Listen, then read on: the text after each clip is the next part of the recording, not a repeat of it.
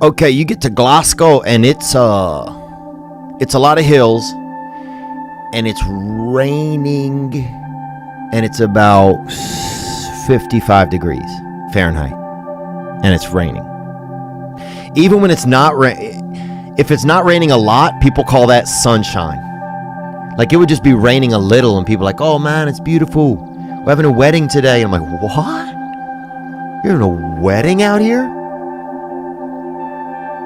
You're going to have a half inch of rain. You're going to have a half inch of rain at the nuptials, brother. God, man, it's beautiful.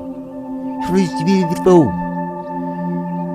And the accent got, if in Britain it was like, "Oh, you want to hear them?" And then in Ireland it was like, "Money, money." And then you got to Glasgow and people wasn't even, one guy just talked in all just L's and K's, man. Like,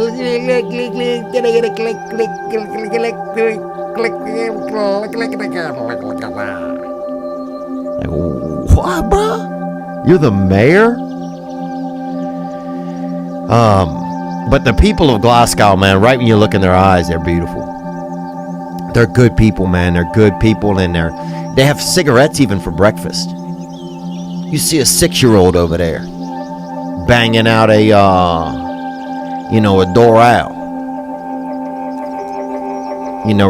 You'll slip, you'll reach up the sleeve of a 9-year-old girl and she'll have 2 Winstons in there and a thing of cinnamon gum. Like, damn, all right. They staying warm out here. And in Glasgow, a lot of the men, if you were out and about at night, the men get real close. You think all the men are gay, but it's just because they're friendly.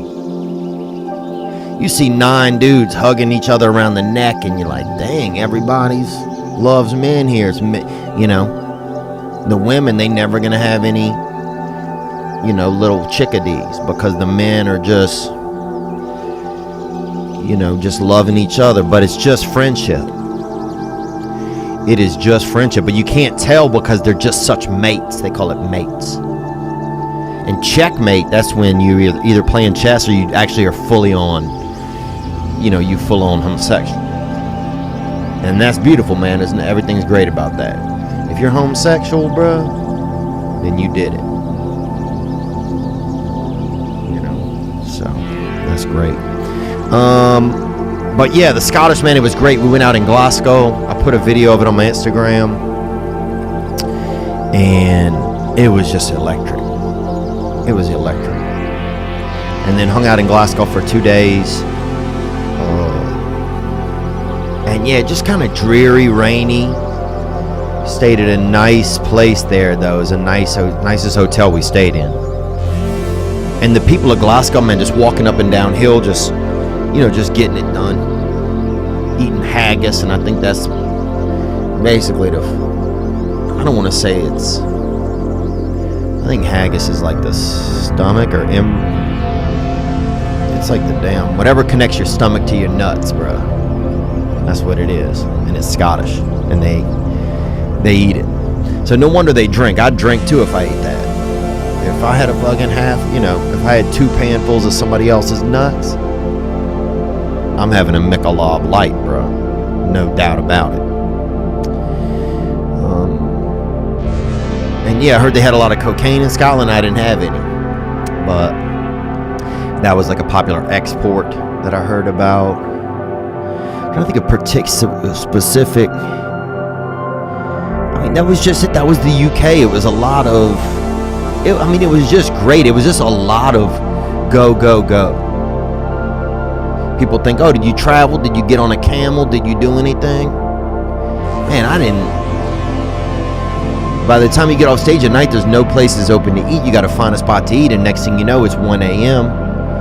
and you got to get up early and cruise. And so that was just the vibe. It was a lot of go, go, go. But thank you guys so much over there for coming out in the UK. And man, I'll say this, everybody. This dude Ginger Monkey came out. The biggest dude I ever seen, and his buddies have him. He could eat a banana without even using his hands.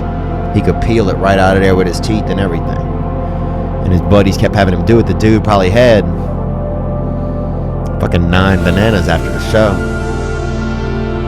And I was like, yeah, put him in the zoo, bro. Do whatever you got to do. I think the guy could be homoerotic.